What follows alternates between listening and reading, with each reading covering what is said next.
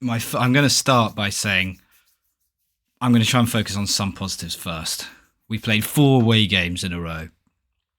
I think City had that a couple of weeks ago, and they lost 2 on the bounce. So that for Arsenal is appalling. But you just can't lose that. 4 away games on the row. I mean, they've scored 2 goals, which are of an I think if they did that, those 2 players had 10 attempts at that, 20 attempts at that. I don't think they'd do it more than once. The most outrageous goals you won't see that again from those 2 players this season.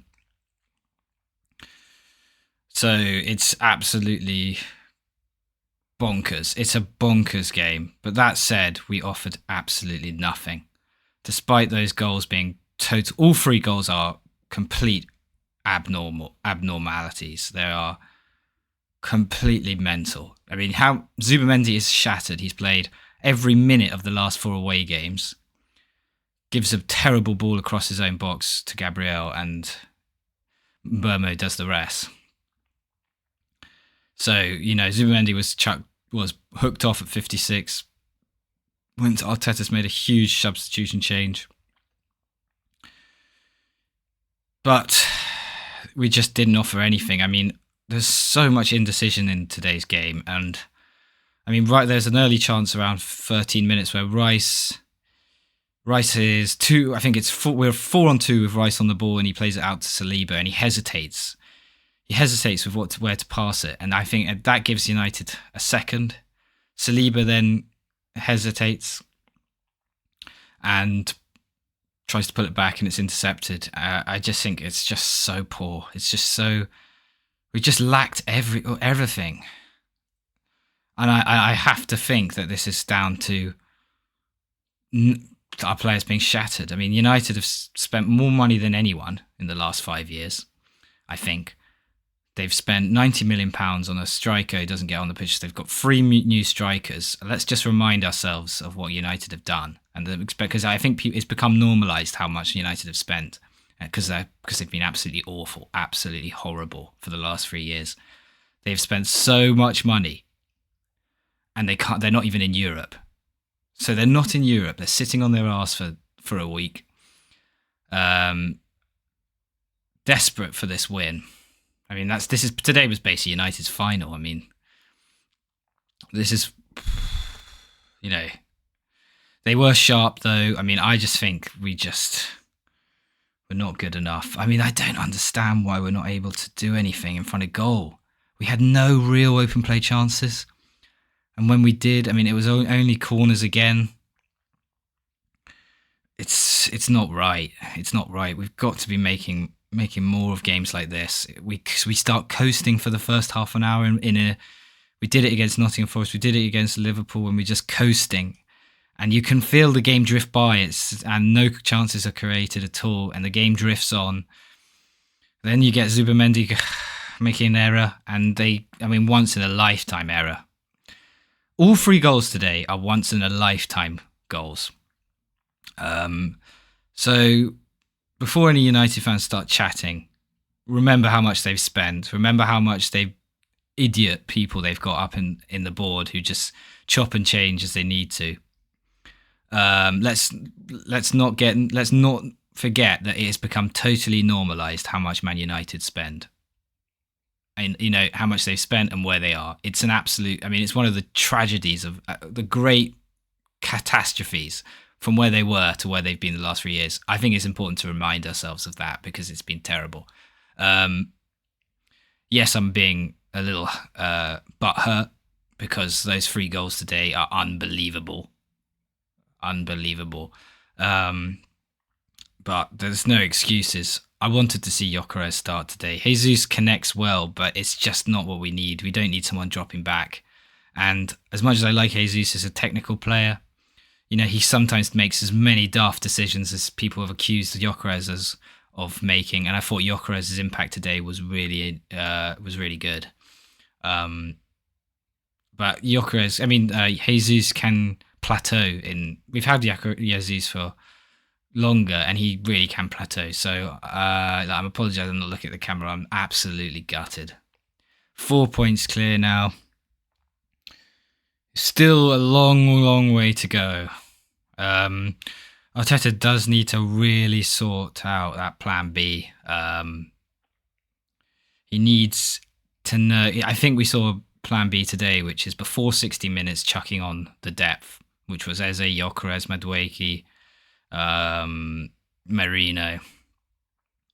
But honestly, we need some cover for proper cover for Zubimendi. The guy is going to have to play every minute of a We're going to go far in all 4 competitions this season, and you can't have him playing every single minute. You can't have him every single minute. It's too much. He's been phenomenal. He's been our best player, his best signing, and today he was well off it, and we needed someone to fill in there, and he can't play every minute because Norgard doesn't seem to be getting minutes in that position. So that's something we really need to look at. Just such a lack of urgency. I can start checking I feel like I can check my phone when we're around the box. It's so typical. We go right, we go to the byline on the right, go to the byline on the left. United have scored from 3 outrageous goals, 2 outrageous goals from outside the box. How many times are we having a hit from outside the box? It's too robotic. I think there needs to be some more trust in the players' freedoms, creativity, and ability to change games, particularly players like Eze. Let them have a pop from 40 yards. I'm sure Arteta will not like it, but if you're going to win the league, it's showing right now that you need to have a sort of you've got to be able to adjust the mentality and with regards to organisation and and containing, because we contained United for 30 minutes easily, but it doesn't mean anything. If the game plan is contain, score from a corner, then fine, but you're going to lose games like this. Having said that, I mean, my worry at the moment is how City have Mark Gay and Semenyo. That's who they brought in. They're going to have depth. We do not have depth in that centre defensive midfield position. That's going to be a concern, I think, now. But again, not good enough. We've seen it a couple games now. Nottingham Forest, Liverpool, and Man United at home now, where the issues seem to be very similar throughout them. Very similar. And it's a lack of. I feel like we're too comfortable, or we're too passive, because we're comfortable in containing the team. It doesn't feel like a threat. They didn't feel like a threat for the first half an hour. There was nothing. But right, the next 5 games for Arsenal, we should be able to. Let me just remind ourselves of what they are. We've got to get ourselves right back on it and accept that can happen. That can happen. I mean, that is slightly different to the other games, but there is a lack of bite. Right, we've got Champions League. We must at home against Cairo. A huge game to rest some players. Leeds away, that's difficult. So we have in the next.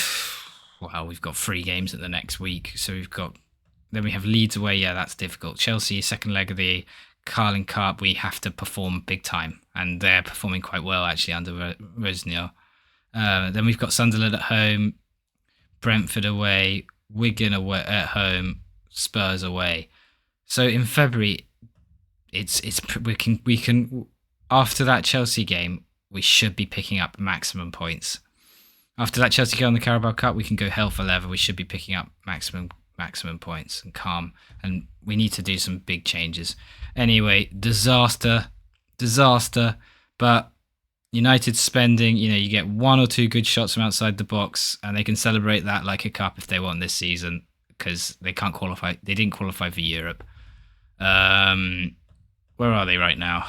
Man United they've moved up to, well, yes, they're still 4th. They're probably going to get Champions League, but we don't know. Anyway, moving on.